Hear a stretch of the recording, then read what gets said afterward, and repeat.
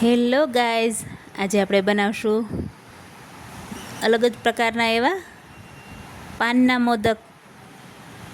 મોદક બનાવવા માટે આપણે 5 પાન લીધેલા છે. નાગરવેલના પાન લેવાના છે. તેની ડંઠલ છે તે કાઢી લેશું. આ રીતના બધાય પાનની ડંઠલ કાઢી લેવાની છે. તેને મિક્સર જાર આપણે નાનું લીધું છે ચટણી બનાવવાનું. તેમાં આપણે ઝીણા ઝીણા કટ કરી લેશું. આ રીતના ઝીણા ઝીણા બધા કટ કરી લેશું. ત્યાર પછી આપણે એમાં થોડું એવું દૂધ ઉમેરવાનું છે પેસ્ટ બનાવવા માટે. થોડું દૂધ નાખશું. બધા કટ થઈ જાય એટલે દૂધ નાખીને થોડો ફૂડ કલર નાખવાનો છે. ગ્રીન ફૂડ કલર ઓપ્શનલ છે, જો તમને ગમે તો તમે નાખી શકો છો. કલર ખૂબ જ સરસ આવે છે એટલે આપણે ફૂડ કલર થોડો ચપટીક એડ કરેલો છે. આ રીતના આપણી પેસ્ટ રેડી થઈ જાય છે. તો આપણે એને આ રીતના પેસ્ટ થઈ ગઈ છે તો સાઈડમાં રાખશું.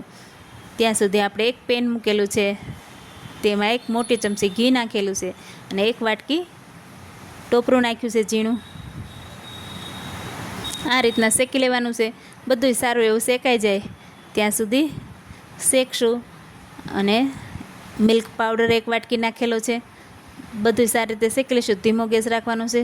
આપણું ટોપરું જેમ બેસી ગયું તેમ બેસાડવાનું નથી, લાલ નથી થવા દેવાનું, એકદમ સલાવતું રહેવાનું છે. એક વાટકી દૂધ નાખેલું છે. જે અડધી વાટકી આપણે પેસ્ટ બનાવવામાં નાખી હતી અને થોડું વધ્યું હતું તે આમાં ઉમેરેલું છે.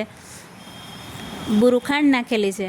બધું સારી રીતે મિક્સ થઈ જાય ત્યાં સુધી હલાવતું રહેવાનું છે. તળિયે ન બેસે એનું ખાસ ધ્યાન રાખવાનું છે. સખત હલાવતું રહેવાનું છે. અને જે પેસ્ટ આપણે બનાવી હતી તે એડ કરવાની છે. આ રીતના પેસ્ટ આપણે એડ કરી લીધી છે. થોડું જારમાં દૂધ નાખીને પણ તમે નાખી શકો છો. પછી આ રીતના સખત હલાવતા રહીશું. એકદમ ઘટ થાય ત્યાં સુધી આપણે હલાવવાનું છે. દૂધ આપણું બળી જાય અને એકદમ આપણું ઉપરનું લેયર્સ રેડી થાય મોદકનું, એ રીતના આપણે ઘટ કરવાનું છે. તમે જોઈ શકો કેવું ઘટ થઈ ગયું છે. સખત ચલાવતા રહીએ એટલે કેવું ઘટ થઈ ગયું છે.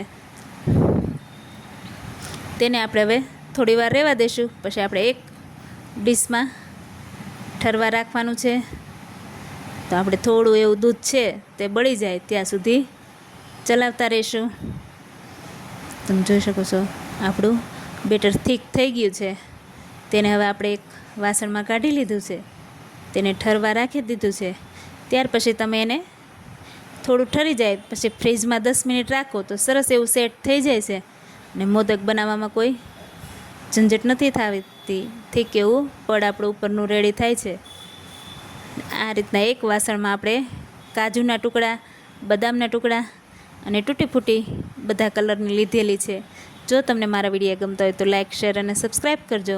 કિશમિશ લીધી છે આપણે 1 ચમચી. બધું સારી રીતે મિક્સ કરી લેશું. આ રીતના મિક્સ થઈ જાય ત્યાર પછી આપણે 1 ચમચી વરિયાળીની એડ કરવાની છે. તમે જોઈ શકો છો આપણું બધું મિશ્રણ રેડી થઈ ગયું છે.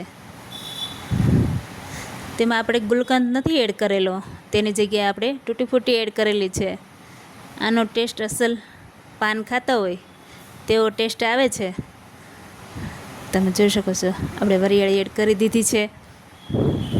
બધું સારી રીતે મિક્સ કરીને સાઈડમાં રાખી દઈશું. આપણો મસાલો રેડી છે. આ રીતના આપણે મોદકનું મોલ્ડ લેવાનું છે. તેમાં ઘીથી ગ્રીસ કરી લીધું છે. અને ઉપરથી તમારે ટોપરું રાખવું હોય તો નાખી શકો છો. આ રીતના મેં પણ થોડું ટોપરું નાખેલું છે. આ રીતના હાથમાં મસાલો લઈને મોલ્ડ બંધ કરીને તેમાં આપણે ઉમેરશું અને બધુંય હાથેથી પ્રેસ કરતાં વચ્ચે થોડી જગ્યા કરી લેશું. આપણો મસાલો બનાવ્યો છે તૂટી ફૂટીનો તે એડ કરવાનો છે. ઉપરથી થોડું પાછું ટોપરાનું મિશ્રણ છે તે ઉપરથી લગાવશું થેપલી. એટલે બધું સરસ એવું આપણું મોદક રેડી થઈ જાય છે. આપણે સોફ્ટ એવું છે, થોડું ફ્રીજમાં આપણે નથી રાખેલો એટલે થોડું નરમ લાગે છે. આરામથી આપણે બધાય બનાવી લીધા છે મોદક. આ રીતના મોદક રેડી થઈ ગયા છે. તે આપણે ટોપરાથી ગાર્નિશિંગ કરીશું.